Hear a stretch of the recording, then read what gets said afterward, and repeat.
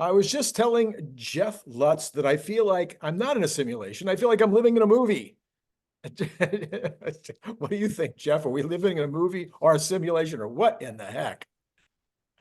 Yeah, you can almost think that based on just it's been an unbelievable week. Yeah, it just never stops. And the most the one thing that is on everybody's mind seemingly is, what in the heck happened with Mr. Crooks. And we'll cover that if you care to at the very end after the finances and everything else. But I'm not sure we'll even have time because I've covered that a ton. But if you want to, we'll take a look at that near the end. What I'd like to look at this end, however, is the front end of the cybercab. So the front end of the cybercab delayed the vehicle for 60 days roughly.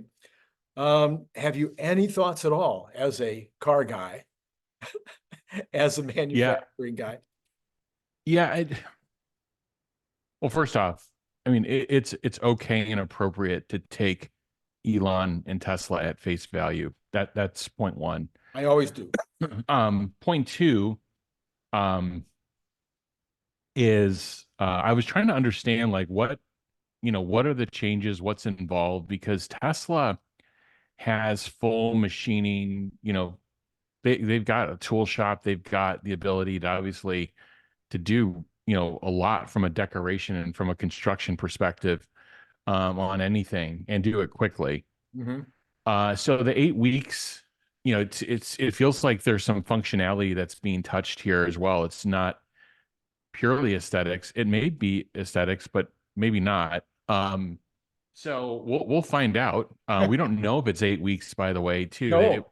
We don't have a new date No. from Tesla, and I'm not a big fan of propagating leaks.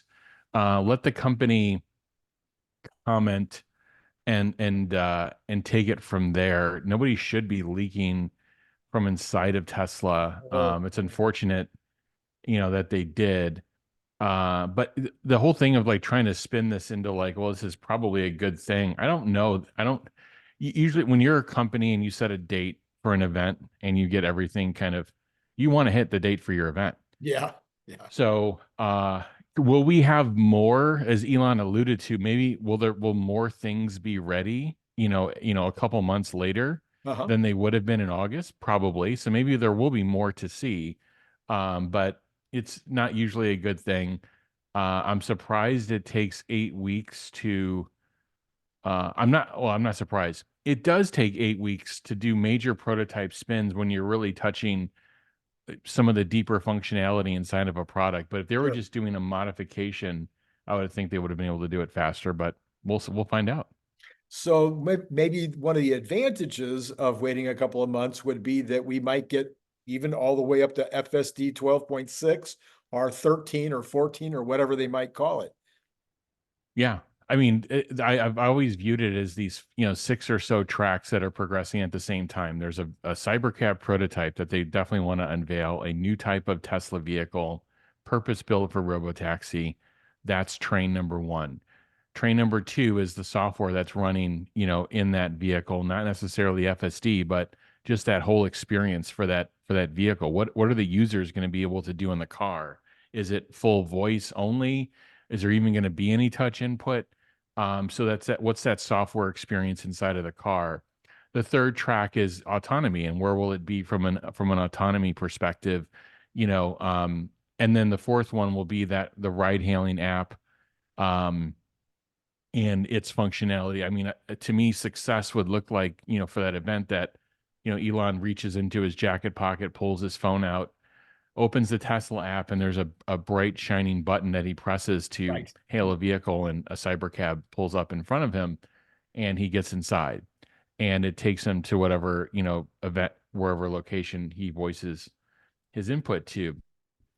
And I don't know what number, if that was four or five, but then the next track would be, could be something along the lines of a partnership, whether it's FSD or whether it's a fleet partnership. That is progressing as FSD progresses, as the Tesla network progresses. The partnership discussions, I'm sure, are progressing And then you could even go as far as like, what are these interim vehicles? And you know, if this unveiling of the robotaxi event, you know, moves out further, like there will be some point in time where Tesla needs to have an event to unveil these vehicles. Yeah. But I don't know if there's a tie-in with those vehicles or not. Will they be able to operate as robotaxis or not?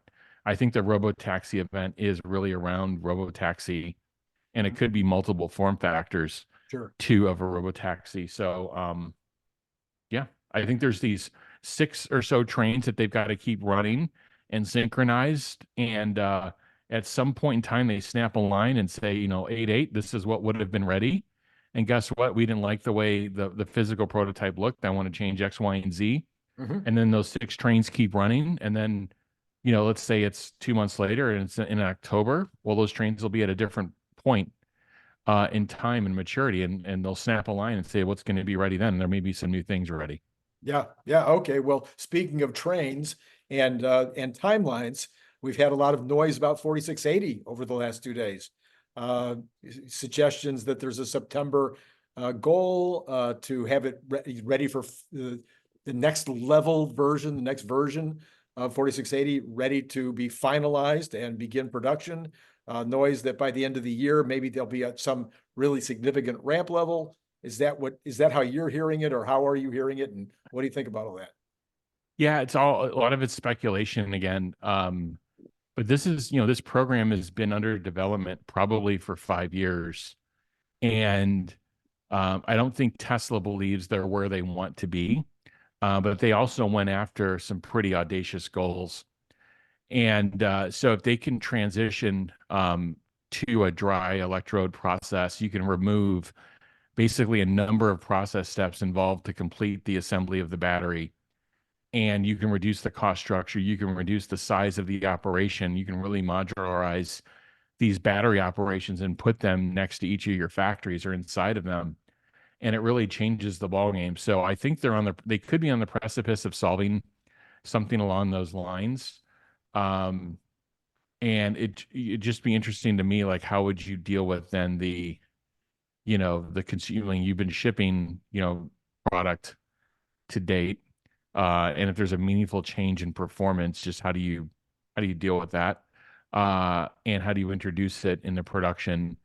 Tesla's always had this program, because what's happening with the reality in the industry right now is there's tremendous overcapacity of cells that Yes. you can get lithium iron phosphate at the cell level, you know, even sub $40 at the cell level, not the finished pack level, per kilowatt hour.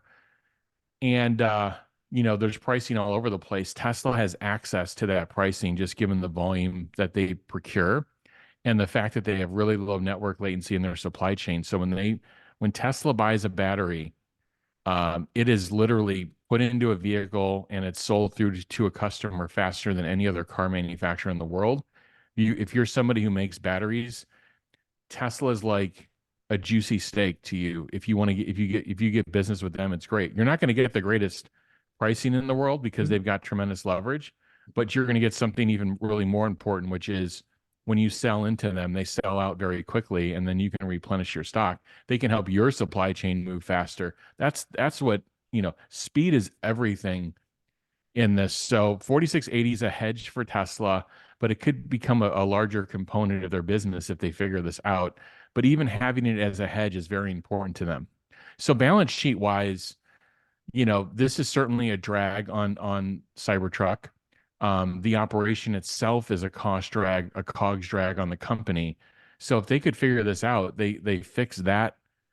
They fix it from that perspective. But I don't know if it allows them to make a meaningful jump across their portfolio and anything. I'd have to study a little bit more. Yeah, yeah. And of course, it really depends on what it is. I mean, if they really get up to their, you know, plan of 100 gigawatts, 100 gigawatt hours of production, then clearly they'd have enough available for lots of other products. Right. All right. So we have earnings next week, and so far there's not a ton of changes coming from the regular suspects. I guess maybe we'll see some more over the weekend or something, but the range seems to be around 55 cents to 80 cents in that ballpark on on earnings. We have margins ranging all the way from 16 to 20 cents. Where do you fall in this life, this plan for next Tuesday? Well, what Tesla did in the quarter is they fixed a cash problem related to the inventory that was stranded from the first quarter. So that's going to be in the positive category. They also took actions on the OpEx and COGS side from a direct and indirect labor perspective to take that cost structure down. So that would hit operational margin, and it would also hit COGS and gross margins as well. On a forward basis, they would have to classify it. So they're going to have to take a charge for those actions, but on a forward basis, they should be able to project higher margins for their business. The lower production because you burned off inventory doesn't help you unless you deprecated that capacity quickly with the headcount actions you did. Right. You sent people home, you shut it down. Maybe that helped them out. So I do see some analysts that haven't run a factory or don't understand how that actually works. And they're just saying the lower production means, higher costs and therefore they're screwed. No, it depends on the order of actions and when they occurred. We Right. won't know that. We're not inside the operation. So that could go one way or another, but it looks like they've got a good setup though for the second half of the year. It looks like production has started up strong. So this may be one of those things where I don't know if they're going to blow the doors off in Q2 earnings, but I think they have a very good story to tell for the remainder part of the year. And I think if they let the street know that the compression on margins is over, and I think they could report over 19% in gross margin. I do. Okay. And I think they have a path to get back to 20. Mhm. I think 20 is a magic number for the auto business. Hmm. And I think if they could say, look, like we see a reasonable path to get there, I think that's a great message. And if they see volumes trending back up, I think that's also a great message. And then you've got the rate environment as a backdrop is also, I don't think Tesla's going to talk too much about that, but it looks like we're, trending towards 100%, probability of a cut in September. And with that backdrop, like I've always said, Tesla would enter the auto slowdown before anybody else did, because again, they have that low network latency. So they're going to see stuff quicker. They're also going to get out of it faster. If you've looked at what's happened with legacy auto, they've grown their inventory to about 80 plus days of inventory on their whole fleet of vehicles. Their EVs are even higher in some cases. And it's going to take them a long time. They basically have a quarter's worth of just sitting in dealer inventory. That's not even their own four-wall inventory. So it's going to take them longer to get out of one of these things. So if Tesla can deliver the message of we're through the margin compression, we see a pretty good second half. I think it's a good story. All right. Well, we also, again, we of course have the earnings call after the earnings report. Do you have a top question or two that you're hoping gets answered on Tuesday? Yeah. I did put some questions out there. I haven't even looked and see how they're doing. I did ask about, can you comment about, margin compression in the auto industry and where you see Tesla now? I did ask about their approach to reviewing and funding Elon's security. I'm not a big fan of just like spend more money on it. I am a bigger fan of is it the best in the world? Yeah. By external review. Like let's get somebody to externally review it, and a panel that Elon trusts to review it, and the output should be like it should be the best in the world. He's the richest person in the world, and this company makes tremendous money. So I asked a couple of questions around that. I think I had a question on energy or something along those lines. But yeah, I do have questions. And this is one of those quarters where it's kind of like people are focused a little bit less on the numbers from the current quarter. Yeah. I think they're more focused on the upcoming event and how the company transforms. He's not going to take a lot of questions on that. He may give updates. Like, look, on the first quarter call, he introduced these new interim lower cost vehicles. So that could also be kind of a valid question of not so much of a schedule question, but you talked about these on the Q1 earnings call, like you did, like nobody at you did. Mhm. So do you have anything to add to what you talked about in the Q1 call Yeah. on those interim vehicles? All right, cool. All right, well, let's turn to the general subjects of the day. Ben Horowitz and Mark Andreessen both came out for Trump, and they said the main reason they came out for Trump was because it was better for little tech. They said they couldn't get meetings with Biden to talk to him about little tech, and they said that government policies are the number one threat to startups. And then today, and kind of in concert with that, today the market collapsed and some people, the NASDAQ collapsed and the Mag 7 collapsed, and some people are putting that off to, I happen to believe that it was just an excuse, that I've been waiting for this fallback for some time. We've talked about it, I think, a couple of weeks ago. I'm looking at a 5 to 10% pullback. But there was some discussion today that maybe the reason for today had something to do with rhetoric from both the Biden camp and the Trump camp with regard to chips manufacturing in Taiwan, and also export of chips to China, all kinds of things with regard to the chip part of the game.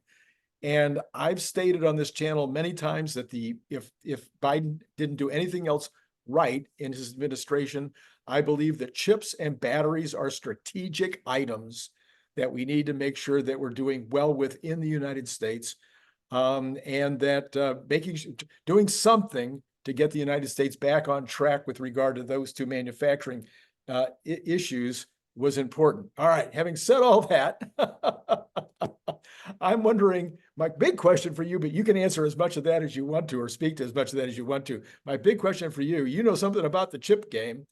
Can the United States get there? 2 years, 5 Yeah, years? we start in reverse. Yeah. Yes, I've bought silicon. I understand it, the business side of it and the building product with it. And I think that's the thing that we're missing, which is you have a CHIPS Act, and I applaud the CHIPS Act itself. The U.S. used to be. I used to go visit our fabs in Austin and New York and in Arizona. Like we used to get a lot of supply for our products out of the US, and with globalization a lot of that moved overseas. So this is the US returning back to that. The problem we're going to run into some problems. One is finding the people that can do the work to bring up and to run a 2 or 4 nanometer node fab. And the other thing that the CHIPS Act hasn't solved for is where do these chips go when they're made?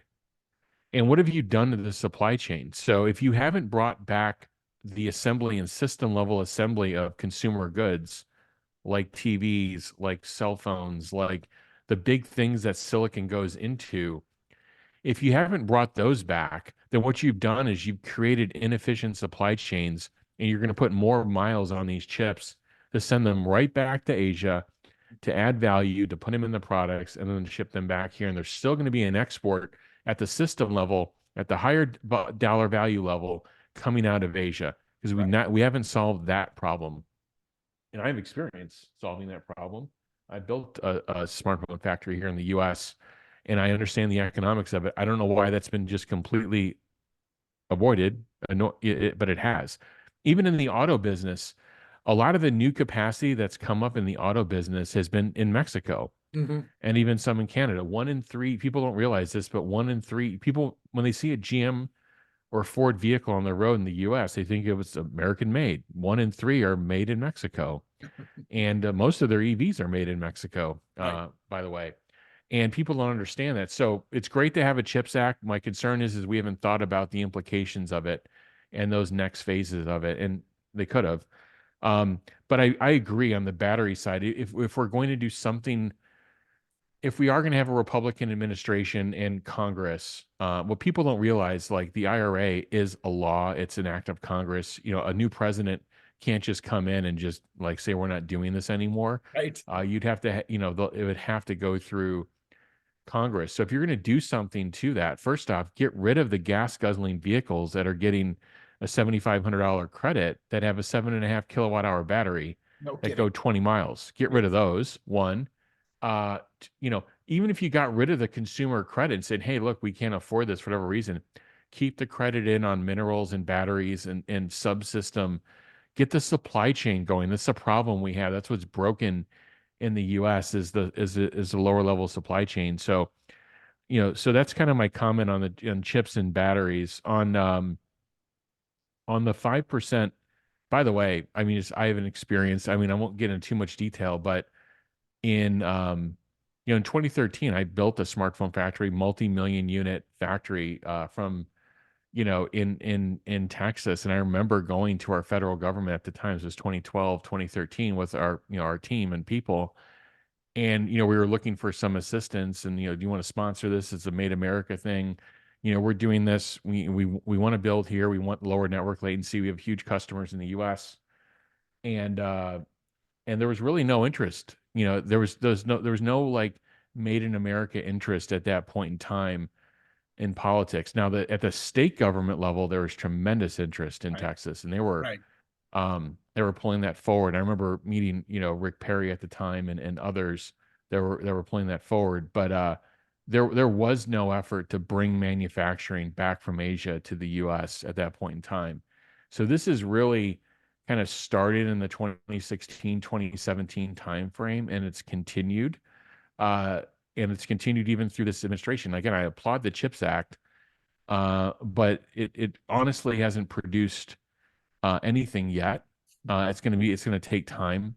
And then I don't understand the end game of it in terms of where do these chips go and what does the supply chain look like. On the 5% down day today, there were a couple of things that people were pointing at. ASML, who makes lithography equipment to make both design and make chips. Mhm. They'll work with the NVIDIAs, they'll work with the Teslas of the world, and then they'll work with the TSMCs of the world. Right. And then they make that physical equipment. And they were being pressured by the current president's administration. They're a foreign company. Right. They're not a U.S. company. They were being pressured to not export equipment into China. And that wasn't received well by markets. If you're China, that's a direct assault on your ability to do business. Being silicon is the new oil, Right. and you're basically attacking them from that perspective. So that's not going to be received well. And I guess there was an embargoed interview from former President Trump at the end of June where he's basically like, Taiwan should pay for their defense, Right. and I don't know why that's like So not a reasonable right. conversation to have. He didn't make a declaration of they will not be defended. Right. It was if they're going we're going to put all this risk out and put all this money and assets out, it should be compensated for. So whatever. I don't think that that's the reason. I think you're more spot on of there's a bit of a rotation happening, and there was time for a pullback. The Nasdaq had been melting up for weeks straight. And the chip index has been melting up for weeks straight. So 5 to 10% pullback isn't the end of the world. We're not even there. We're not even close. Well, it's But yeah, it was a big down day. on the Mag 7, we do have some. We have I think only Apple is not down 5. NVIDIA and Meta both down 10 from their highs. Everybody else is down 5. And of course, Tesla's in the opposite direction from all of it. So you can't really count them in the program. But yeah, so now, just in general, do you think this is a pullback, or do you think it's really a rotation, or do you think it's way too soon to know? I think it's too soon to know. But the one thing the market could be triggering on is if rate cuts are more of a certainty in September, that shouldn't necessarily hurt mega cap tech, but it will definitely help the small caps and mid caps. And so they could be catching a bid. And so that could be a point in time. I mean, how many of these pullbacks or how many of these scares, with NVIDIA and China or tariffs, like how many of these scares have occurred over the last 5 years? what were those, you know, indices priced at, and what were those individual equities priced at then versus now? Right. In the end, they don't matter until it really matters. And none of these things here, you know, Trump wants to do business. I believe Biden wants to do business as well. But you know, we're not going to do something that just literally, you know, cuts their noses off. But anyway, I don't agree with everything, but at the same time, I don't think that I think these pullbacks are, you know, could be advantageous. I don't. You have to go. You have to think about the business and not so much think about all this external. If their business was changed forever as a result of something, there's even no decision made today, Right. right? There's nothing. It was more of like rhetoric. So those are my comments on that day, and I think we are due for, you know, a pullback, and that's fine. It's just interesting timing. We're going into the earnings season, you know, starting, you know, big in tech next week. Right. So that, you know, maybe that's good. That's actually healthy, you know, coming Right. into earnings. Right. And then you asked about there's some um, endorsements coming in. You know, this administration has basically turned their back on business. Nobody could put a merger through to save their lives. And if anything, there's a lot of, I would say, you know, this DOJ has been pretty aggressive in pursuing larger companies. You know, the Trump DOJ was fairly aggressive too. But in terms of like the M&A activity, it basically came to a halt with Oh, this administration. absolutely. Yeah. And then on the taxes side, they've raised corporate taxes, and they talked about raising them further. And there's just a different philosophy on the other ticket. The other ticket is I think these companies will do more business, acquire more capital, and try to do more things if I lower their tax burden. I'll actually get more tax receipts. Right. And there was data that showed this, Mm-hmm. that they would have more taxable income coming in if you lowered taxes on them. And this thing gets debated, you know, till people are blue in the face.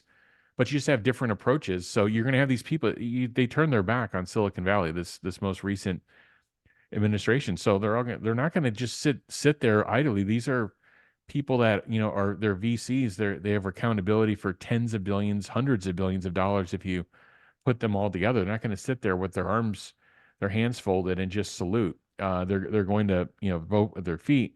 And then there's other reasons too. But you know, yeah, they're all coming out. They're all pretty vocal, and yeah, I think it's appropriate. Okay. Well, one of the things that people sometimes forget is the negotiating style of both Reagan and Trump, which is very similar, is ask for the moon, hang on for dear life while you're in negotiations, and then accept a really good deal at 95% of what you asked for. Right. This is what both of them have done in the past. I don't know why people don't catch on to that. Why even the people they're negotiating with don't start to go, wait a minute. What they're asking for is way beyond what they're hoping for. They'll be happy with 95% of that. But Yeah, that's and another thing too, Randy, that the U.S. could lose if we're not careful is our ability to mine and produce and innovate with cryptocurrency and do it in a thoughtful, constructive manner. And this current administration is they've threatened more than they've actually done, but they've really not. They've kind of put everything into a standstill relating to crypto, and Trump has changed on this. He's done a 180, you know, over the last several years. He never, you know, I don't know if he was so much against it in terms of just not having a position, but now he's kind of labeling himself as this, you know, crypto or Bitcoin president. Of course, his VP owns Bitcoin and has proposed a lot of thoughtful legislation around it. So I think if we approach crypto in a constructive manner and how to capitalize it, how to, you know, do light regulation that makes it safe for people, but you can actually do business, then this can be something else that doesn't leave the US and get done and scaled up somewhere else in the world. And the US can kind of hold on to this innovation and scale it. I think that's better for the US. So so that's another thing that's happening that's also kind of influencing some of these people endorsing, you know. Yeah, and so somebody that in Silicon Valley or sort of Silicon Valley who made a major endorsement of Trump over the weekend was, of course, Elon Musk. And Yeah. there's also you know, probably a mostly true story that he's putting a lot of money behind that endorsement. And I did a major video today, which I'm going to be putting a card up at the end. This is a major video. If you haven't watched it yet, not you, but the audience out there, if they haven't watched it yet, I consider this to be one of the most important videos I've ever done, where I talk about the benefits and the risks associated with the Trump Musk alliance. And the fact that he's putting a tremendous amount of, I think he's got a bunch of reasons for doing this, and that's what I listed. I think it actually worked out to about 13 different reasons why Trump would see this as being a really good idea, is to really get close to Trump to where he could get his ear. One of those things, and I'll just mention one, and then I'd love to hear what you think about that, and also other possibilities that you might have thought of as well. Is so that he can be maybe even appointed some kind of a czar over the AI regulation piece. What do you think? I think you're right over the target. And AI and AI safety and robots. being thoughtful about it is on the top of, I think, what I think it's the thing that keeps Elon up at night, amongst other things. So, and he's been essentially ignored by the current administration, and just a lot of people that are not aware of his role in the founding of OpenAI, his role in the really early onset of this technology. And honestly, it's arguable that Tesla vehicles and Tesla product today are executing and performing more AI-driven actions and controls than anything else out there. And so he should be in a position to really influence what happens there and how to support it. And I think he's got the right relationships in Congress to do that. What he doesn't have is with the White House. So I think that's one. There's a number of reasons. I mean, I can go, regulations is to me is very high on top of the list. If you're in business and you make stuff, one of the things that makes the stuff that you make cost a whole lot more money and may not directly translate to the benefit of your consumers or your employees are overburdensome regulations.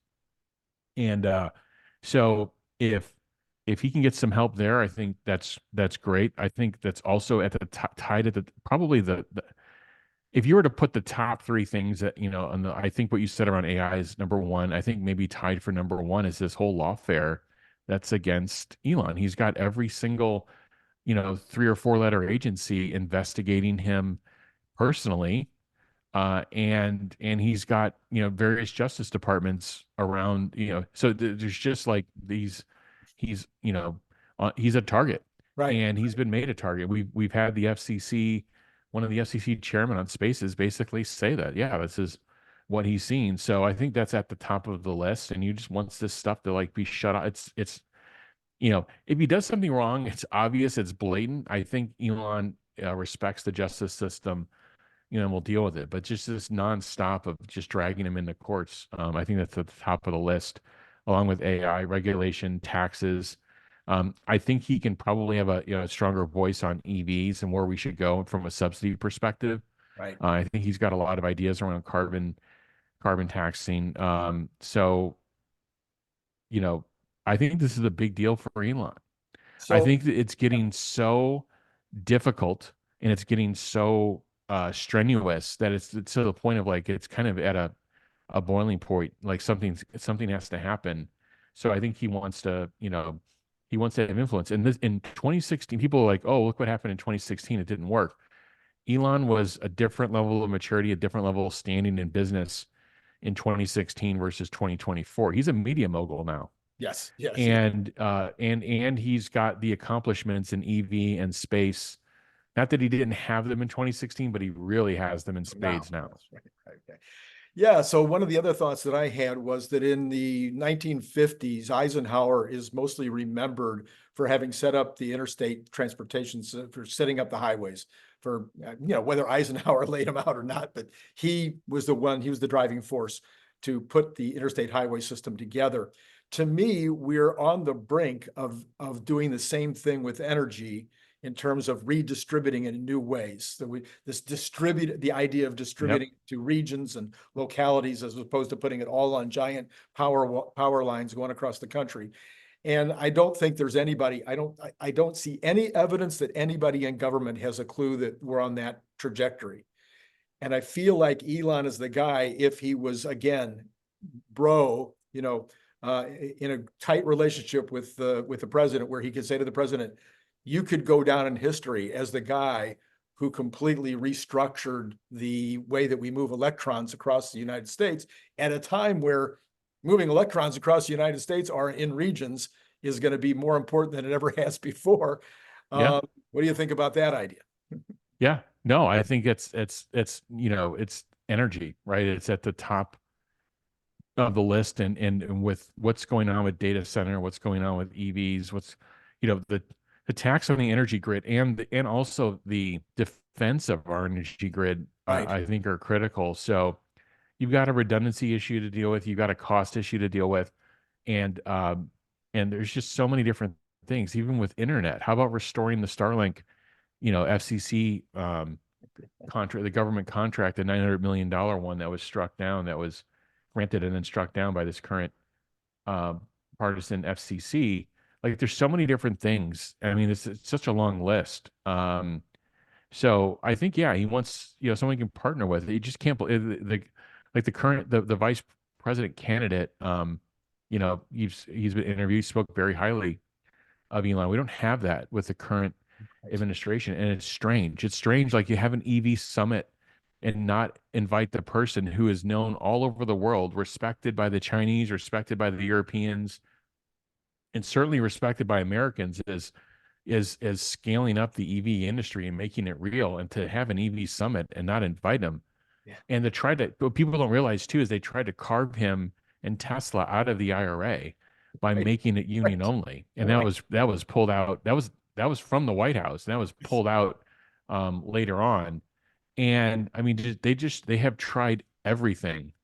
And then this $2 billion of grants that was given to car manufacturers to quote unquote convert their lines to EV. These aren't line conversions. These are brand new operations. These are things that don't exist in their factories today that would have to come in. Tesla should have had access. These are grants. These are money that doesn't have to be paid back.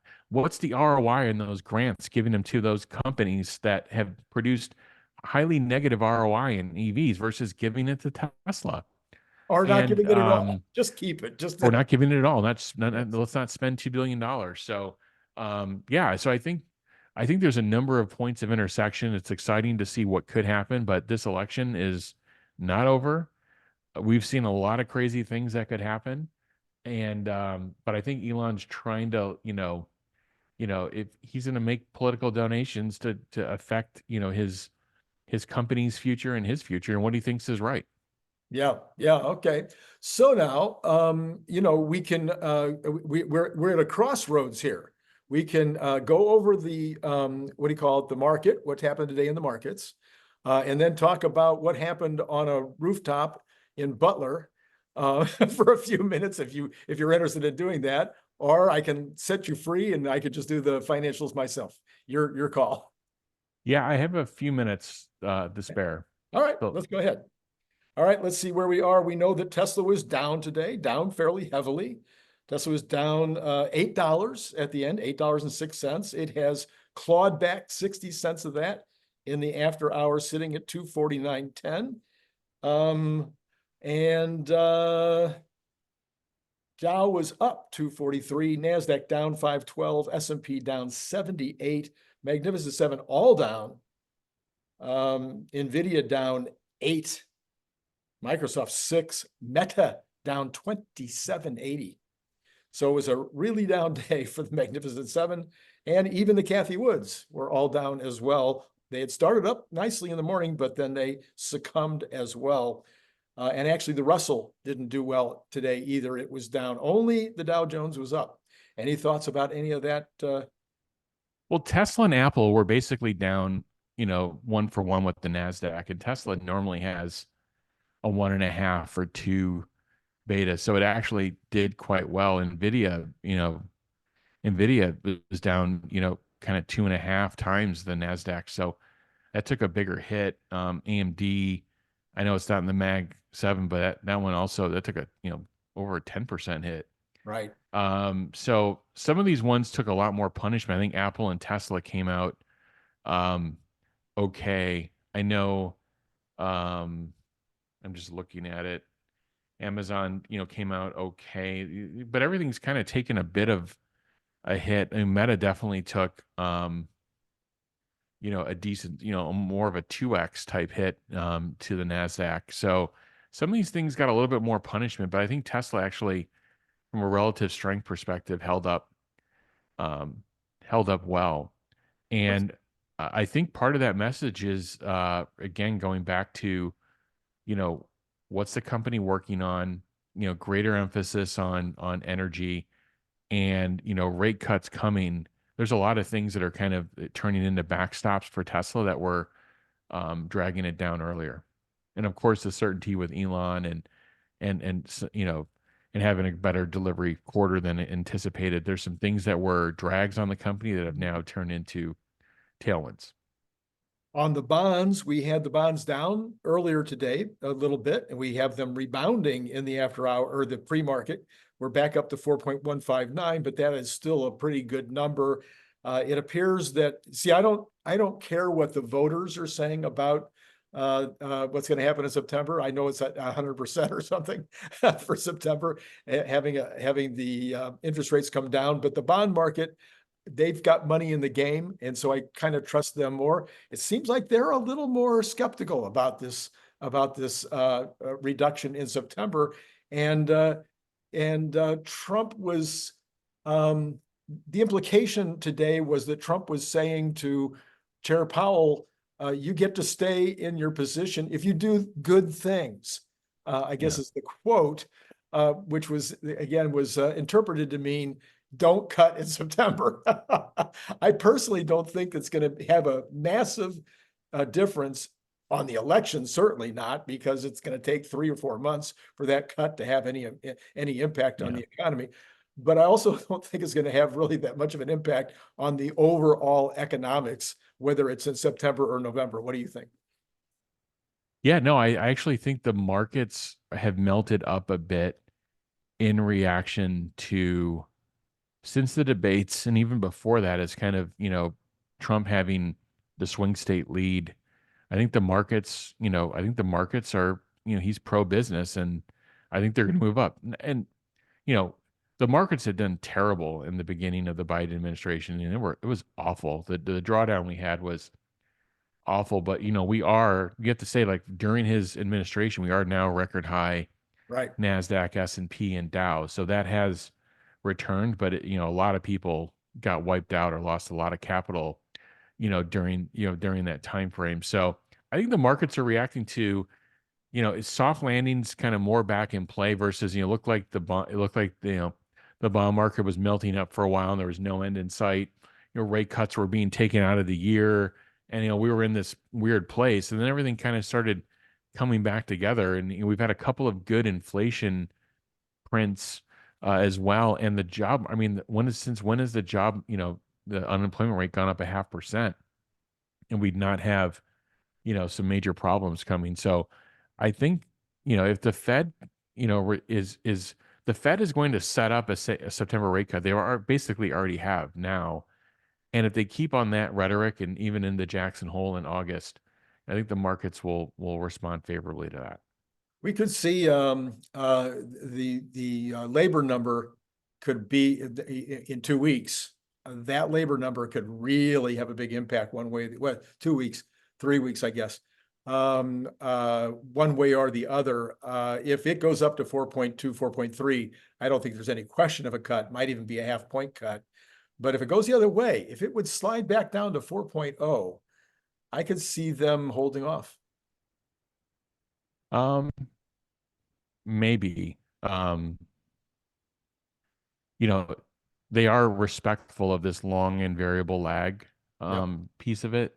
So at least they've said they have. They've said that they wanted to cut prior to, inflation getting in line Yeah. and before the job market craters. So if they're sticking to that, then they should be cutting. Okay, we have oil finally coming rebounding today because we've had 3 weeks in a row of lower reserves in the United States, and people were wondering how come it was still going down with these lower reserves, but it finally did respond today, up a little bit more in the pre-market, sitting Texas Intermediate 83, Brent at 85. It's interesting. I don't know. Do you follow this at all? The normal distribution between those two is $3. Pretty much count on it. But when it goes up, it's usually because there's problems in the Middle East. I haven't been watching it that carefully for long enough. When it's only $2, what does that mean? Yeah, it's a good Yeah, what does question. that mean? I think it could mean we're in a bit of oversupply and Could be, okay. yeah. All right, we got natural gas falling dramatically this morning. A little bit of that picking up again, but we're still sitting above $2, but not by much. $2 and a nickel. That has also been a surprise to me in summer to have natural gas coming down, but maybe it was out past the skis. I don't know. Yeah. It just was reacting. Gold, of course, continues up. There's no limit. It's just going to go to, I don't know, $5,000 a share or something. I mean, $5,000 an ounce. We're sitting at 24.64, all-time high by a lot. We've got action in China, action among the Chinese citizenry, as well as the South Korean citizenry, United States citizenry buying gold as retail. There's a flight to safety during a time of uncertainty because we really don't know what's going to happen over the next 4 months. Any thoughts on the gold market? No, I mean, I haven't been following it too closely other than, for the US to be, I guess I'm getting more into the dollar, but, for the The dollar US to to gold really or- bring back manufacturing, there's got to be some sort of, de-dollarization strategy so that we can export on a global stage. So I'd be interested to understand that strategy for the next administration. Are we going to really be serious about doing silicon and doing device manufacturing here? You've got to figure out how to make, your currency attractive. Yeah, for that's true. exports. Of course, tariffs are a way to balance that out sometimes, and that's what Trump seems to be favoring. Silver up 70 cents in the pre-market at 30.59, not quite to all-time highs. Copper up a little bit, sitting in the middle of the range. Dollar up against the down against the Japanese yen again. Still no intervention apparently. We'll see if that intervention ever comes. A lot of talk, no action. And then we've got I've missed it twice now. Okay, Bitcoin down 665. So it's come off of that big run up, but now back kind of in that middle range between its high and recent lows. Any other thoughts on on Bitcoin? You had talked about it a little bit earlier. Well, look, I mean, everything is pointing up to be more bullish. I think there's a Bitcoin conference next week. I think Trump's going to speak at that. If that ticket wins, it is very pro Bitcoin. crypto and Bitcoin, and who knows, but it would be in a much better place.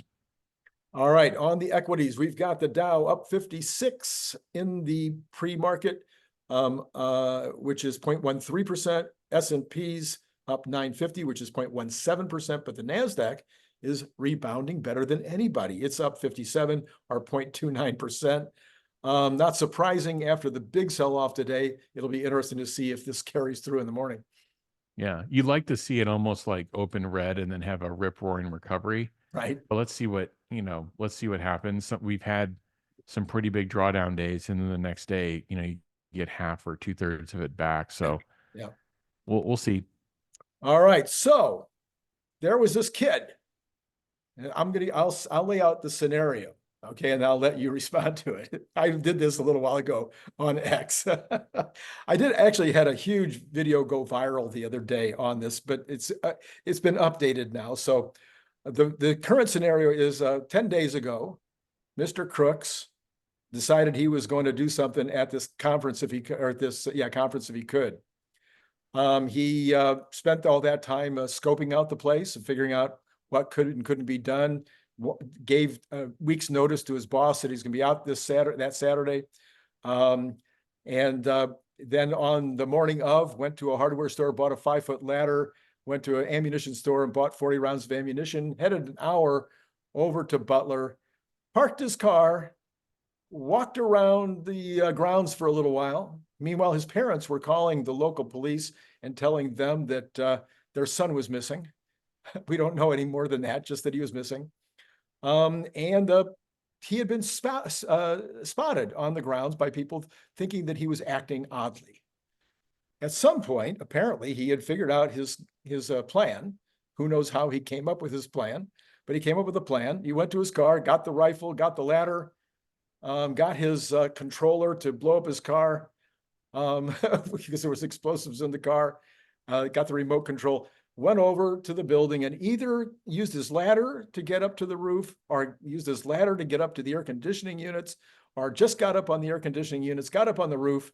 And while people were pointing and going, there's a guy on the roof with a gun, he crawled up to his position, took his position, and was able to get off a shot. And nobody told the president that he should get down off the dais and all this time. And the guy was taken out immediately after he got his rounds off. So all of that sounds weird and odd to me, but that's the story as I know it right now. And it makes total sense. Doesn't it make total sense to you?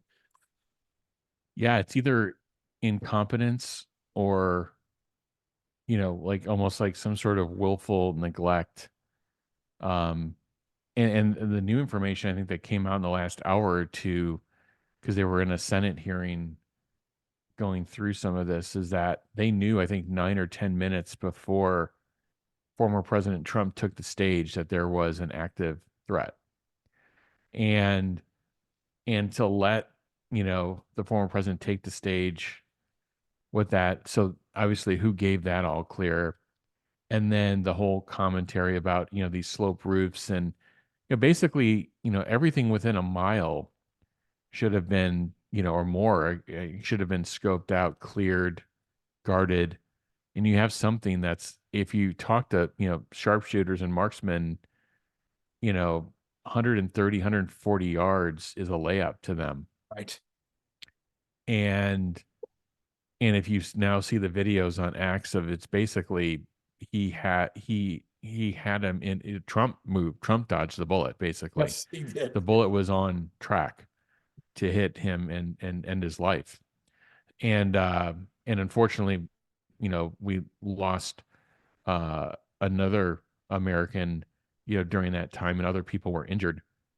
And a lot of this could have been avoided. So the fact that the head of the Secret Service hasn't resigned, and the fact that they haven't been fired within 24, you don't need like, oh, let's complete the investigation and decide. You actually have to you can complete by the way, they can be fired. Yeah. And they could still be called. questioned as part of the investigation. Like, Absolutely. but they should, you need to send a message to not only, to everybody, because the agents were, they're trying to do their job, but just when you have a leadership issue, you have to address leadership and you have to do that. And by not doing that, that also sends another message. Like, who gets fired in this administration? Does anybody get fired for anything? The withdrawal from Afghanistan, anything? Does anybody get fired for anything? And but this is, this is probably this is the most serious thing. And there's more questions than answers, but it looks like complete incompetence or willful neglect. It's one of the two. You have to pick one of the boxes, select it, and they're both fireable offenses. So the one that I've been wondering about getting fired is the guy who was, gal, who was responsible for the site, for the overall principal person who was in charge of the entire project. The site planning, yeah. The site planning, the person who, whatever that person's title was, who was responsible for coordinating between the various agencies on the ground, who was determining which sites were going to get physical presence, which sites were going to get drone coverage or helicopter views or whatever, who was the person who laid that baby out and then made the decisions with regard to personnel? It would seem like that would have been, if not before, immediately after she was the head of the thing was fired, that would have been the next person to go. But I haven't heard anything about that person. Yeah.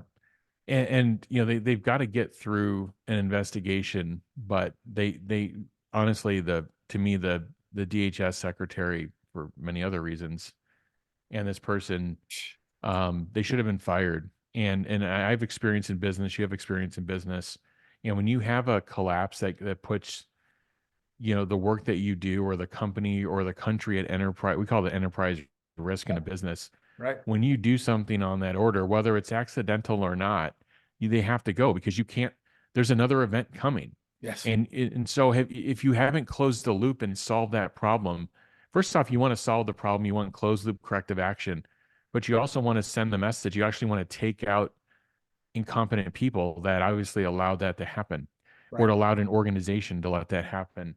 And that's a real problem that hasn't happened. To me, that's actually more of a fireable offense to the president than anything else, is just allowing this to happen.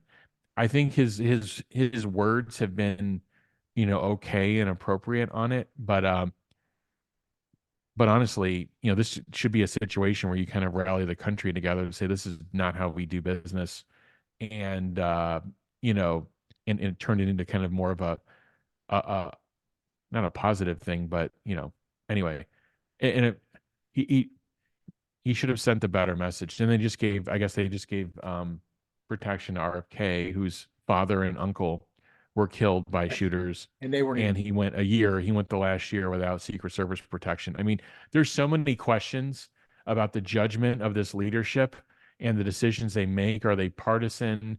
Are they just bad? Are they bad people? Are they ignorant? Are they stupid? Like, you have to check one of these boxes and make a decision.